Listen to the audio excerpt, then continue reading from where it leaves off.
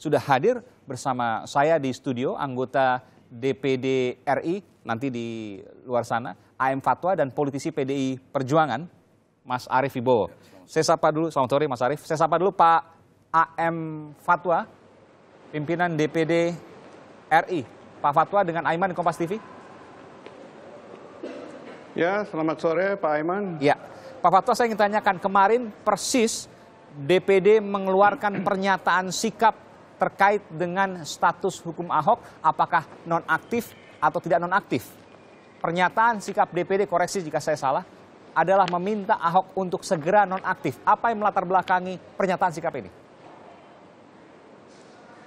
Ya, dalam rangka tugas pengawasan secara umum, karena DPD tidak mempunyai hak angket sebagaimana DPR RI, maka kami hanya bisa mengeluarkan pernyataan pendapat sebagai koreksi terhadap kebijakan pemerintah yang mengaktifkan kembali Basuki Cahayapurnama sebagai Gubernur DKI Jakarta. Ini suara bulat Pak Fatwa. Saya bisa katakan ini adalah suara bulat dari Dewan Perwakilan Daerah Republik Indonesia. Iya, untuk diketahui bahwa ini bukan atas nama lembaga, tetapi atas nama anggota-anggota DPD RI yang menandatangani pernyataan itu. Berapa orang Pak Fatwa? Hari ini yang hadir tadi 70 anggota DPD RI dalam sidang paripurna, dan 55 orang yang bertanda tangan.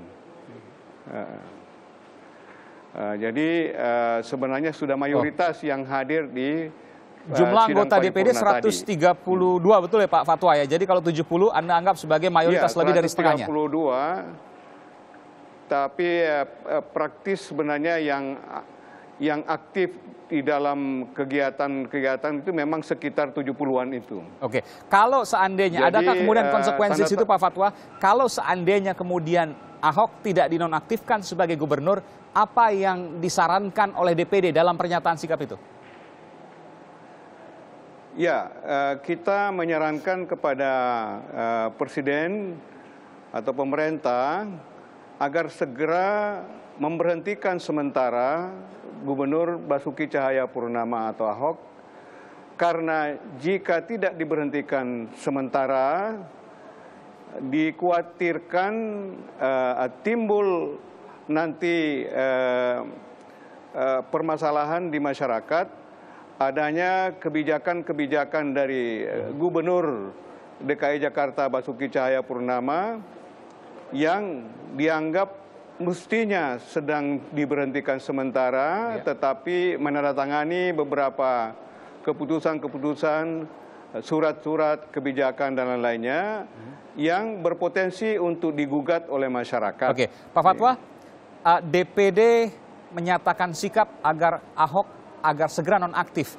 Apa yang mendasari kalau kita bicara pasal 83, pasal di Undang-Undang Pemerintahan Daerah? Ya, itu kan sebenarnya kalau pemerintah, dalam hal ini Menteri Dalam Negeri, bahwa menyatakan bahwa itu menunggu adanya tuntutan hukuman. Sedangkan di dalam undang-undang sebenarnya terhitung sejak didakwa. Jadi sejak dia diregister di Pengadilan Negeri Jakarta Utara sebagai terdakwa, maka dia sudah tidak boleh lagi menjabat sebagai gubernur. Dia harus diberhentikan sementara. Ya, kan ada syarat-syarat ya Pak Fatwa, bahwa hukuman, ancaman tuntutan hukuman yang paling singkat 5 tahun, atau terkait dengan terorisme, terkait dengan kejahatan transnasional, terkait dengan narkoba dan lain sebagainya. Artinya apakah ada klausul-klausul tersebut yang masuk ke dalam kasus hukum Ahok yang tengah dijalani sekarang? Tadi pada penjelasan terakhir Mas Irman, bahwa itu memecah belah kesatuan bangsa. Jadi kita mengetahui sekarang ini, dari berbagai tingkah laku kebijakan Gubernur Ahok itu telah menimbulkan reaksi yang jelas sekarang ini sedang didakwa sebagai terdakwa untuk penistaan agama, tapi banyak juga kebijakannya, tingkah lakunya itu yang memicu dan mengganggu persatuan dan kesatuan bangsa. Oke, memecah belah, dianggap memecah belah begitu ya? Kenyataan sekarang ini ya. Yang memecah belah. Oke, tahan dulu Pak Fatwa, saya ingin tanyakan dulu apakah benar apa yang disampaikan oleh mayoritas anggota DPD, saya katakan seperti itu karena jumlahnya 70 dari 132. Saya minta pendapatnya dari Pak Arief Wibowo. Mas Arief, memecah belah, oleh karenanya Ahok harus segera dinonaktifkan. Ya, pasal yang dikenakan dalam persidangan Ahok sekarang ini kan bukan pasal tentang memecah belah ya. Di dalam KUHP ada di bab 5, pasal 156 dan 156A itu tentang ketertiban umum. Ya, kejahatan terhadap ketertiban umum yang ancaman hukumannya paling lama adalah 5 tahun. Nah, ini tentu berbeda. Di dalam hukum pidana kita mesti menggunakan apa yang disebut dengan asas legalitas. Di dalam asas legalitas adalah berisi tentang pentingnya kepastian, pentingnya limitasi, pentingnya larangan menganalogikan. Supaya apa? Supaya ini berkaitan dengan konsekuensi orang yang terkena hukuman pidana itu sebagian kemerdekaannya dirampas. Karena itu tidak boleh sembarangan mengenakan pasal. Artinya kalau seandainya Pak Ahok dikenakan pasal pecah belah, ya, baru kemudian bisa dinonaktifkan. Betul. Tapi Pak Ahok sama sekali tidak ada pasal pecah belah di sini. Ya, hanya 2 pasal saja dan itu alternatif 156 dan 156. Satu soal mengganggu ketertiban umum, ya. Yang kedua penodaan agama. Ya, hanya itu saja. Tidak ada pecah belah. Pak Fatwa, tidak ada pasal pecah belah dan kalau seandainya untuk memutuskan apakah nonaktif atau aktif harus menggunakan asas legalitas di mana pasalnya harus tertera di situ. Sementara Ahok tidak ada pasal pecah belah. Bagaimana pendapat Anda, Pak Fatwa?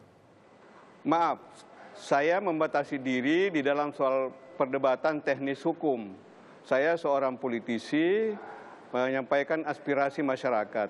Baru-baru ini tadi siang ini saya ikut menerima demo masyarakat Forum Umat Islam yang luar biasa besarnya di depan gedung parlemen, dan itu akan berlangsung terus-menerus mulai bulan November, Desember, Januari, Februari ini tidak henti-hentinya. Jadi bayangkan dari Madura saja ada 30 bus berangkat dari sana untuk hari ini saja. Jadi ini jelas memecah belah kesatuan bangsa. Anda melihat dari sosiologis ya Pak Fatwa, ya, dari faktanya bahwa ini memecah belah meskipun tidak ada pasalnya. Iya, jadi ini kan tidak bisa seorang pejabat negara, pejabat pemerintah yang langsung mengepalai suatu daerah.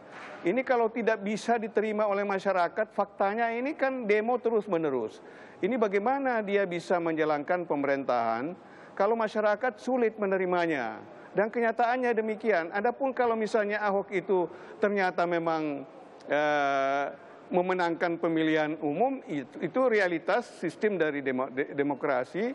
Tetapi yang penting juga apakah rakyat itu diterima atau dicintai dan mencintai rakyat. Jadi ini sama sekali kita tidak melihat unsur mencintai dan dicintai rakyat. Kalau mencintai dan dicintai itu kan tentu nanti ketika hasil pilkada itu menunjukkan apakah Ahok menang atau tidak, Pak Fatwa. Tapi saya ingin tanyakan ke Anda, Pak Fatwa, kalau seandainya tetap seperti ini, Anda melihat ada sesuatu yang bahaya, artinya perpecahan akan semakin luas, apakah itu kemudian tidak berlebihan, Pak Fatwa? Atau memang itu kenyataan yang ada di depan mata? Ini kenyataan yang ada di depan mata. Saya tadi bertukar pikiran juga dengan Kapolri, tadi dengan yang hadir di sini, memantau bagaimana persiapan anak buahnya. Karena ini gedung parlemen sekarang halamannya ini penuh dengan panser-panser, kendaraan-kendaraan militer, polisi. Apakah ini wajar gedung parlemen sebenarnya? Ini kan seperti suasana perang. Kok di gedung parlemen seperti suasana perang? Saya tanyakan Mas Arief. Tidak ada lagi sama sekali tempat untuk bisa parkir kendaraan militer, panser apa sekarang ini. Bagaimana saya tanyakan begini? kepada Dan di salah depan satu parlemen itu warga anggota gedung parlemen, Mas Arief Wibowo, seperti perang katanya Pak Fatwa. Serem juga kalau kita bicara ke depan. Enggak, biasa saja menurut saya, karena mungkin isunya bahwa akan ada demonstrasi yang luar biasa ya. sampai jutaan orang, maka kemudian pengamanan terhadap institusi negara itu menjadi sangat perlu dan penting untuk keamanan dan ketertiban itu saja. Nah, karena itu menurut hemat saya tidak ada masalah yang berarti dari soal pengamanan di gedung parlemen. Toh setiap anggota DPR dan DPD yang hari ini bertugas di gedung tersebut tidak ada halangan sama sekali. Kalau seandainya Ahok tidak dinonaktifkan, nggak akan ada bahaya apa-apa? Nah, saya ingin nggak akan ada perpecahan apa-apa seperti yang dikhawatirkan Pak Fatwa? Begini, yang kita mau tegakkan di Republik Indonesia yang kita cintai ini apa? Satu adalah hukum, dan kemudian proses demokrasi, ya.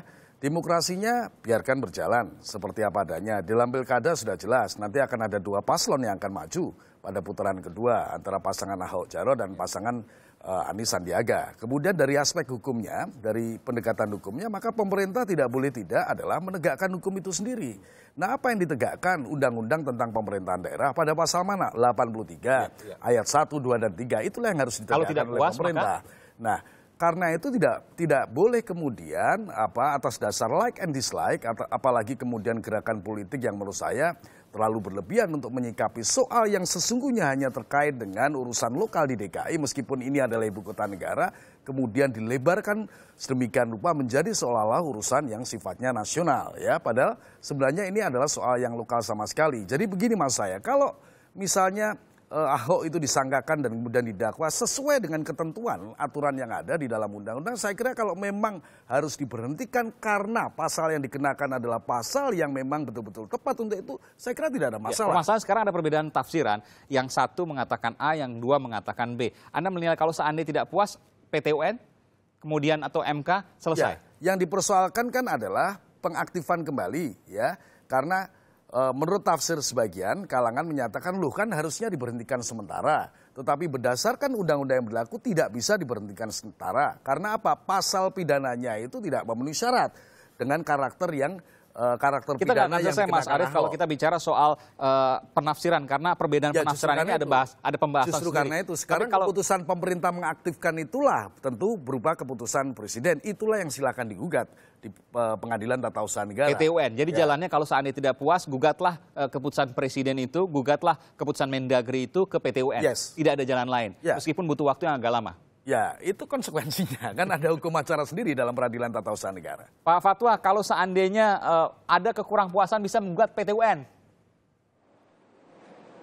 Ya, tentu bisa juga ditempuh, tapi proses politik itu juga harus dihargai, yang namanya demo itu hak masyarakat. DPD akan menempuh jalan itu, Pak Fatwa? Ya, ini bukan saya atas nama institusi ya. Jadi, tapi kan mayoritas yang Anda katakan tadi sudah tanda tangan. Iya, mayoritas, tapi itu akan diproses tersendiri. Kita lihat aja nanti endingnya masalah ini. Ya, Pak Fatwa, jadi, saya ingin tanyakan. Yang ingin saya... Ini kan DPD, kalau kita bicara posisi DPD itu adalah lembaga tinggi negara yang selevel dengan presiden lah. Apakah kemudian tidak terpikir untuk ketemu dengan presiden, bicara dengan presiden, DPD dengan presiden terkait masalah ini? Ya, saya kira posisinya sekarang ini itu karena DPR sedang menggulirkan angket, itu DPR yang harus berada di depan.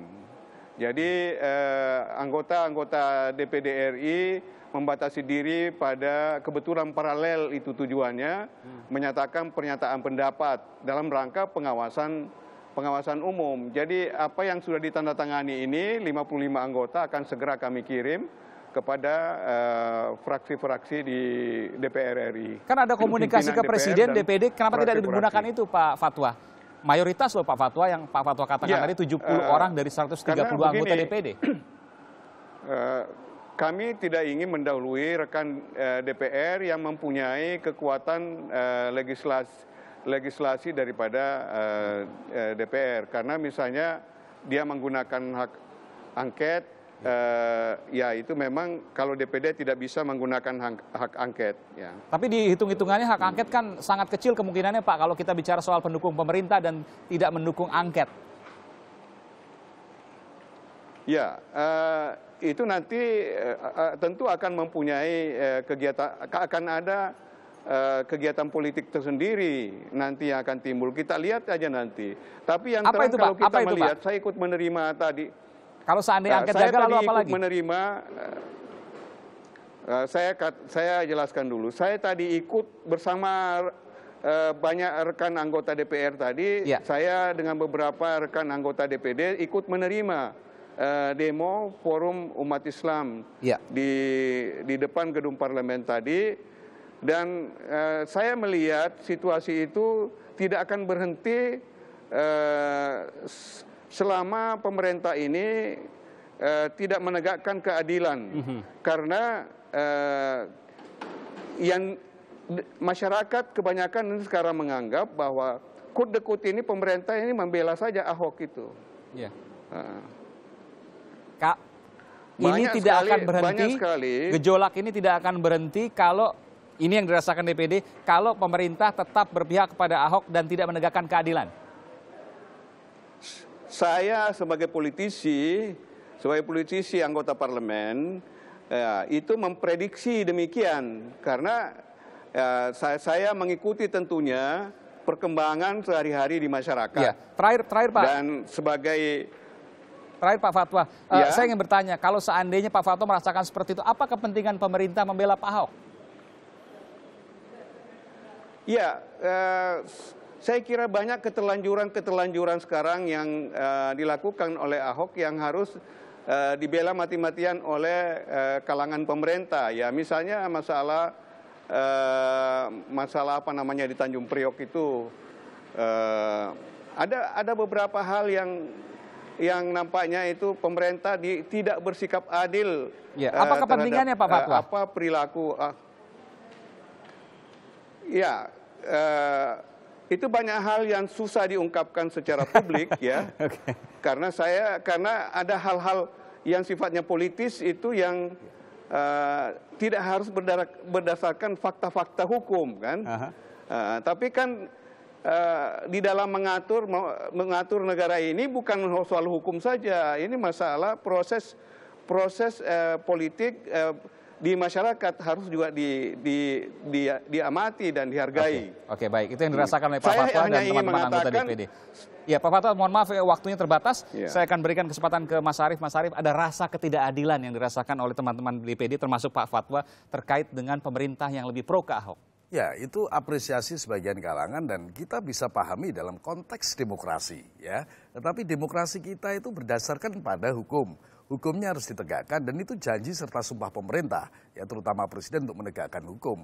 Nah, masalahnya sekarang dalam konteks itulah pemerintah kemudian mengaktifkan kembali Ahok, tidak diberhentikan sementara karena memang hukumnya begitu, ya. Itulah yang harus ditegakkan oleh pemerintah, dijunjung tinggi. Sebab kalau tidak nanti yang terjadi anarkisme politik. Jadi nanti ada sekelompok orang yang memprotes orang kemudian minta untuk diturunkan, maka orang itu diturunkan tanpa ada landasan norma hukum dan legalitas yang cukup untuk itu. Ini jadi nggak ketemu kalau Pak Fatwa bicara soal rasa, kalau Pak Mas Arief bicara soal legalitas hukum. Loh, iya, kan rasa itu bisa diuji dalam proses demokrasi.